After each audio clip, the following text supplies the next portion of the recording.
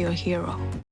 Hi, welcome to the Silver Spleen. My name is Eleanor Roosevelt, and this is my review of The Flowers of War. During the fall of Nanjing in 1937, a group of convent school girls take refuge in a church. So do a group of prostitutes. And a Western mortician, played by Christian Bale. The Japanese know that the convent girls are there, and they want to do terrible things to these girls. The mortician tries to stop them. When The Flowers of War was released in 2011, I didn't watch it in the cinema. I picked it up recently on DVD and finally watched it. Zhang Yimou directed Flowers of War, which is based on a novella written by Yang Geling. The novella was inspired by the experiences of Minnie Vautrin, a Christian missionary in China during the early part of World War II. The story is told through the eyes of Shu, a schoolgirl played by Zhang Jinyi, in what was apparently her first film role. She, like the entire cast, does a really admirable job in the movie. She's believable, watchable, and engaging. I wouldn't say she was entertaining, but just because it's not that kind of movie, so I wouldn't say that, but she's really good. Christian Bale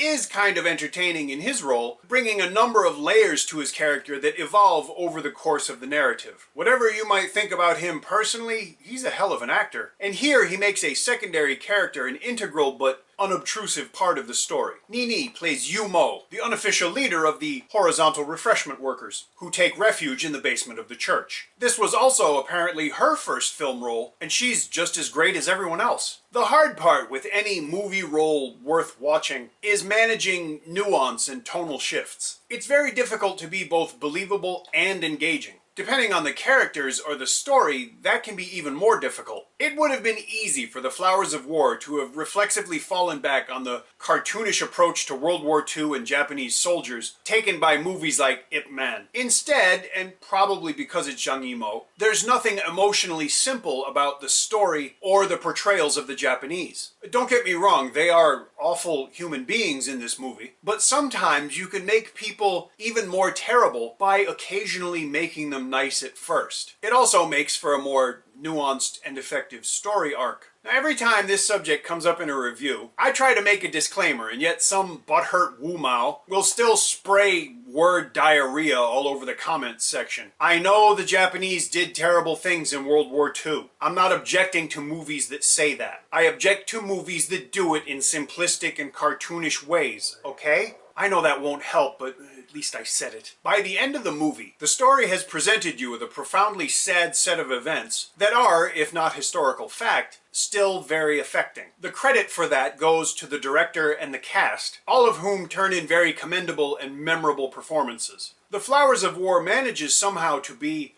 a war movie and a character study and a lot more. It's entertaining, but it's also thought-provoking, and it's a very interesting movie for a lot of reasons. Now, like I said, I avoided this movie 5 years ago when it hit cinemas, but that's probably Donnie Yen's fault. I'm glad that I watched it, and it is a really good movie, and I was very pleasantly surprised by the emotional complexity of the film, because that's not always the case. And so I would encourage you to watch this film, but of course I'm going to encourage you to do it by paying for the privilege. It doesn't have to be a lot of money. I got this for, I don't know, 3 for 100 Hong Kong dollars. It's like $4. Come on, you can cough up $4. In the description, I'll add a link where you can find a copy on Blu-ray or DVD. Probably. If you enjoyed my review, please let me know. If you didn't, please let me know. If you enjoy the channel, please subscribe. Thanks for watching. I'll see you again soon.